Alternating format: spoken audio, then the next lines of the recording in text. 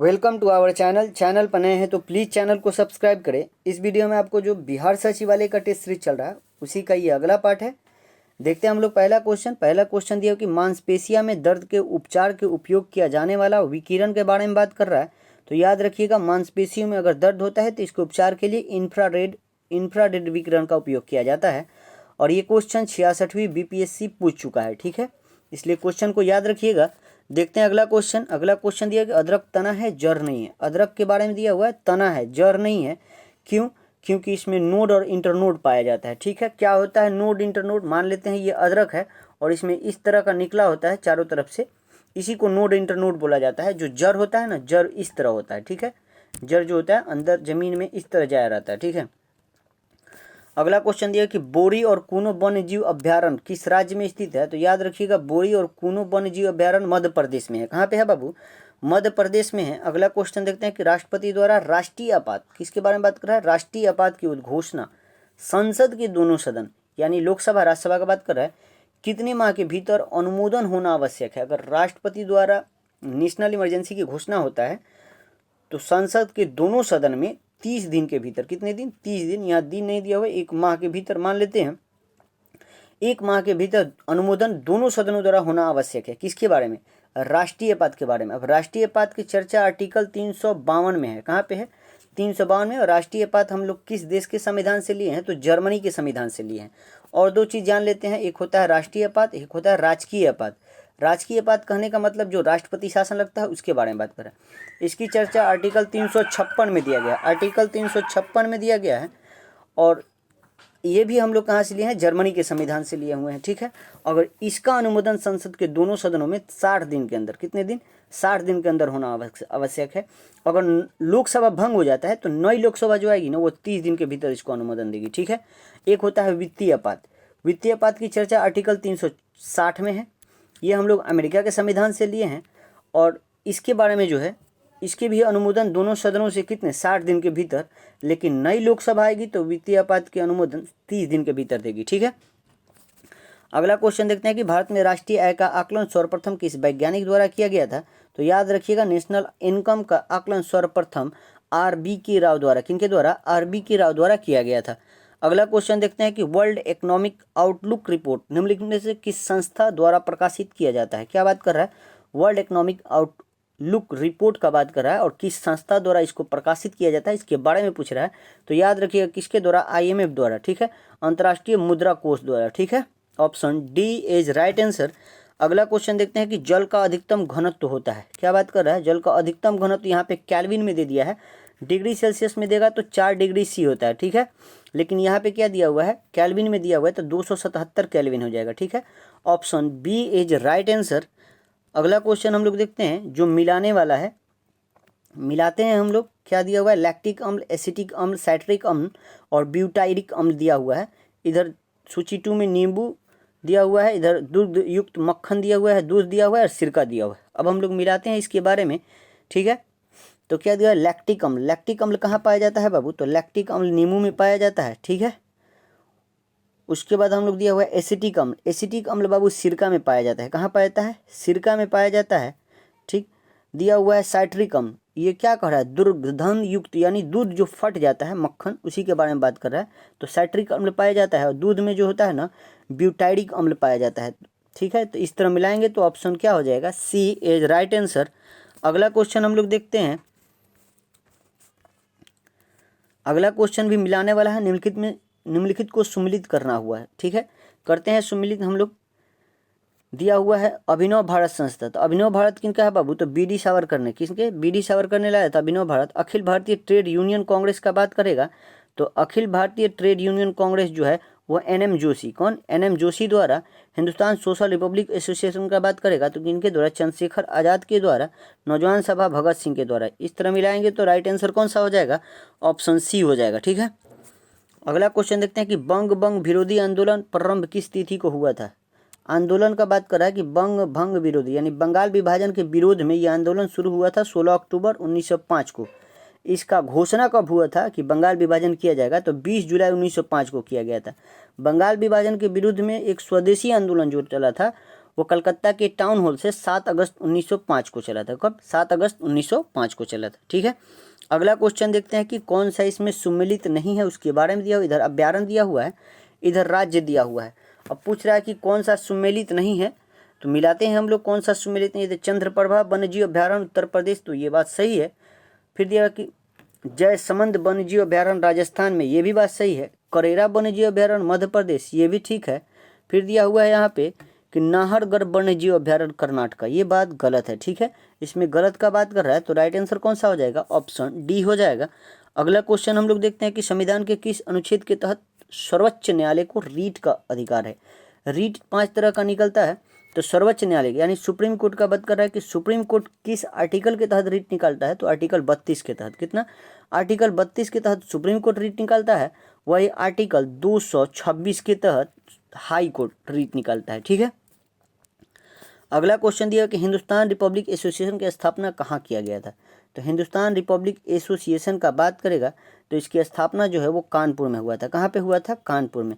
वही बात करेगा हिंदुस्तान सोशल रिपब्लिक एसोसिएशन की स्थापना दिल्ली के फिरोज शाह कोटला में हुआ था। ठीक है, अगला क्वेश्चन देखते हैं कि कोहरा के समय हम लोग किसके कारण देख नहीं पाते हैं। जब कोहरा होता है ठंडी के दिन में, बोल रहा है उसी के बारे में कि किस कारण हम लोग नहीं देख पाते हैं, इसके बारे में बात कर रहा है। तो याद रखिएगा प्रकीर्णन के कारण। किसके कारण? प्रकीर्णन के कारण हम देख नहीं पाते हैं। ठीक है, अगला क्वेश्चन है कि निम्नलिखित में से कौन सा एक नाइट्रोजन स्थिरीकरण करने वाला जीव नहीं है। नाइट्रोजन स्थिरीकरण करने वाले बहुत से जीव हैं, उसके बारे में बोला है कि कौन सा जीव नहीं है, इसके बारे में हम लोग को चुनना है। नॉस्टक तो करता ही है, एनाबीना करता है, एजेटोबैक्टस करता है, और दिया हुआ है कि माइकोराइजा नहीं करता है। ठीक है, तो option D is right answer.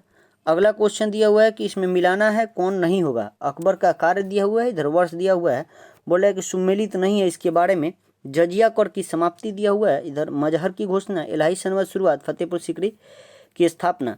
इसमें पूछ रहा है कि कौन सा सुमेलित नहीं है, तो हम लोग मिलाते हैं बाबू। जजिया कर को समाप्त किया था 1564 में किया था। मजहर की घोषणा 1579 में ये भी किया हुआ था। फतेहपुर सीकरी की स्थापना ये 1571 में किया था, गुजरात अभियान के बाद। ठीक है, इलाही सनवत की शुरुआत 1582 में नहीं हुआ था। अब कब हुआ था आप लोग ईस्वी कमेंट बॉक्स में बताएं। ठीक है, आप लोग कमेंट नहीं करते हैं, कमेंट बॉक्स में बताएं। वीडियो को शेयर करें ज़्यादा से ज़्यादा, और सब्सक्राइब जो लोग नहीं किए हैं वो लोग प्लीज़ सब्सक्राइब करें चैनल को। ठीक है, अब हम लोग क्वेश्चन देखते हैं कौन सा आंसर इसका क्या हो जाएगा। Option C is right answer. अगला क्वेश्चन देखते हैं हम लोग। अगला क्वेश्चन निम्नलिखित में से कौन सुमेलित नहीं है। यहाँ भी सुमेलित, इधर शासक दिया हुआ है, इधर मंदिर का निर्माण दिया हुआ है। ठीक है, अब हम लोग मिलाते हैं कौन सा सही नहीं है। कृष्ण प्रथम द्वारा एलोरा का कैलाश मंदिर ये तो बनाए थे। नरसिंह वर्मन प्रथम रथ मंदिर, ये भी बात सही है। राजराज प्रथम बृहदेश्वर के मंदिर, ये भी बात सही है। फिर देखो कि नरसिंह वर्मन प्रथम कांची का कैलाश मंदिर, ये बात गलत है। तो इसका राइट आंसर कौन सा हो जाएगा? ऑप्शन डी ही हो जाएगा, क्योंकि यहाँ पूछ रहा है कौन सा सुमेलित नहीं है का बात कर रहा है। ठीक है, अगला क्वेश्चन दिया हो कि यदि किसी निश्चित समय अवधि में मूल्य और मौद्रिक आय दुगनी हो जाती है तो वास्तविक आय क्या होगा। बहुत अच्छा क्वेश्चन है। कहला कि किसी निश्चित समय की अवधि में मूल्य और मौद्रिक आय दुगना हो जाता है तो वास्तविक आय पर क्या प्रभाव पड़ता है, इसके बारे में पूछ रहा है।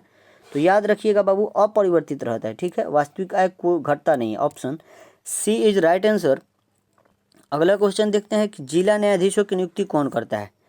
जिला न्यायाधीशों की नियुक्ति कौन करता है, इसके बारे में पूछ रहा है। तो जिला न्यायाधीशों की नियुक्ति राज्य के राज्यपाल करते हैं। कौन करते हैं?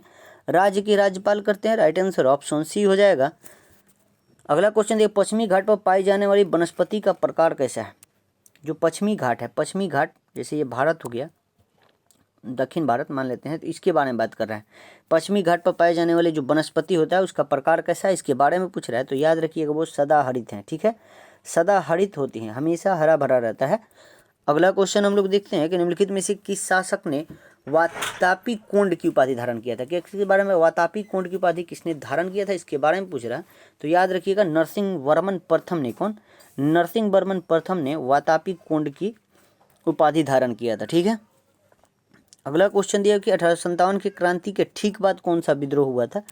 क्या बात करें, 1857 की क्रांति के बाद, इसलिए आपको डेट याद रखना पड़ेगा इस सारे विद्रोह का, तभी आप बता सकते हैं। और पूछ रहा है कि कौन सा विद्रोह हुआ था, तो याद रखिएगा उसके बाद नील विद्रोह हुआ था। कौन विद्रोह हुआ था? नील विद्रोह जो हुआ था वो 1859-60 में हुआ था। ठीक है, संथाल विद्रोह 1855-56 यानी 1855-56 में हुआ था। ये 1857 से पहले ही हुआ था। ठीक है, तो कौन सा राइट आंसर हो जाएगा? Option D is right answer. अगला क्वेश्चन देखते हैं कि निम्न में से कौन सा समिति चुनाव सुधार से संबंधित है। समिति दिया हुआ है, पूछ रहा है कि कौन सा समिति जो है वो चुनाव के सुधार से संबंधित है, इसके बारे में पूछ रहा है। दिया हुआ है कि दिनेश गोस्वामी समिति, ये तो है। फिर दिया इंद्रजीत गुप्ता समिति, ये भी है। बोहरा समिति, ये भी चुनाव समिति से संबंधित है। ओम प्रकाश समिति नहीं होगा। तो इसमें कूट भाषा में दिया हुआ है, तो 1, 2 और 3 राइट आंसर कौन सा हो जाएगा? ऑप्शन डी हो जाएगा। अगला क्वेश्चन दिया कि व्यक्ति का भार उस लिफ्ट में अधिक होगा कब।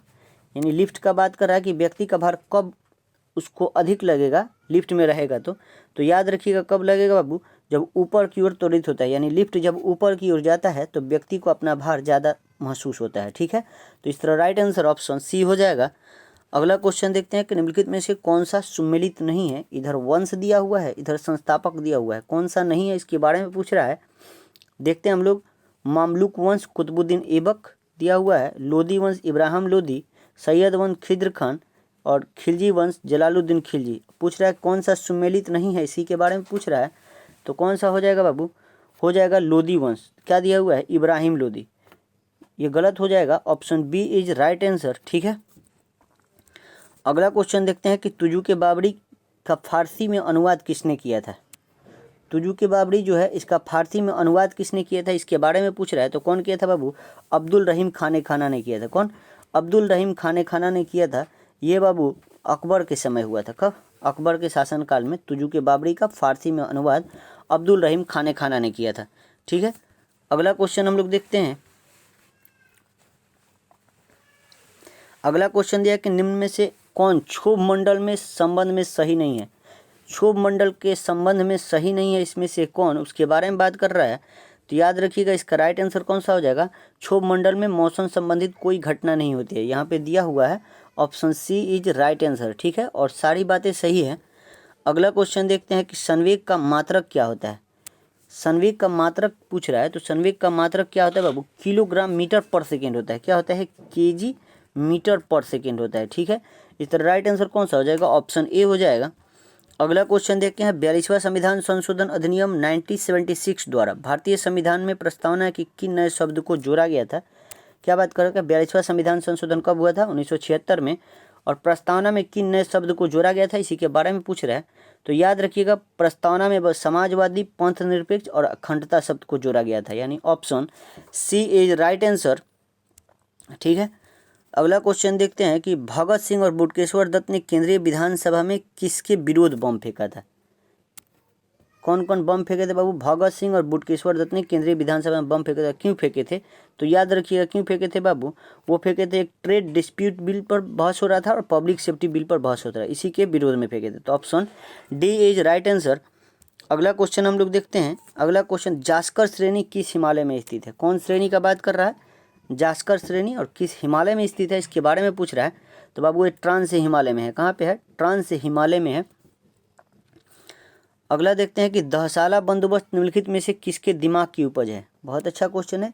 दहसाला बंदोबस्त किसके दिमाग की उपज है? तो याद रखिएगा आसानी क्वेश्चन है, बता सकते हैं टोडरमल के। ठीक है, टोडरमल दो राजा के कार्यकाल में काम किया था। एक तो किया था आपको अकबर के समय, और एक शेर शाह सूरी के शासनकाल में ये काम किया था। ठीक है, आईने 10 साल लाया था, यानी 10 साल पर ऋण वसूलता था। देखते हैं, दाची ग्राम राष्ट्रीय उद्यान निम्नलिखित में से किस वन्य जीव के लिए प्रसिद्ध है। किसके बारे में बात कर रहा है? दाची ग्राम राष्ट्रीय उद्यान। बताइएगा दाची ग्राम राष्ट्रीय उद्यान कहाँ है, आप लोग बताएंगे। और क्या बोल रहा है कि निम्नलिखित में से किस वन्य जीव के लिए प्रसिद्ध है। तो याद रखिए किसके लिए प्रसिद्ध है बाबू? ये हंगूल के लिए प्रसिद्ध है। किसके लिए? हंगूल के लिए। Option B is right answer. अगला क्वेश्चन देखते हैं कि सभी प्रकार की सरकारी आय तथा व्यय निम्नलिखित में से किसमें जाता है। सभी प्रकार का सरकारी आय और व्यय निम्नलिखित में से किसमें जाता है, इसके बारे में पूछ रहा है। तो आसान क्वेश्चन है बाबू, भारत समेकित निधि में। ठीक है, option D is right answer. भारतीय समेकित निधि में जाता है। ठीक है, option D is right answer. अगला क्वेश्चन देखते हैं कि रक्त के वर्गीकरण का सिद्धांत किसने दिया था। क्या बात कर रहा है? ब्लड का वर्गीकरण का बात कर रहा है कि सिद्धांत किसने दिया था, उसके बारे में पूछ रहा है। तो बाबू कौन दिया था? लैंड स्टीनर ने दिया था। कौन दिया था? लैंड स्टीनर ने दिया था। Option C is right answer. फिर दिया कि किसी प्रिज्म से गुजरने पर कौन से रंग की प्रकाश किरणें सबसे अधिक अपरिवर्तित होगी।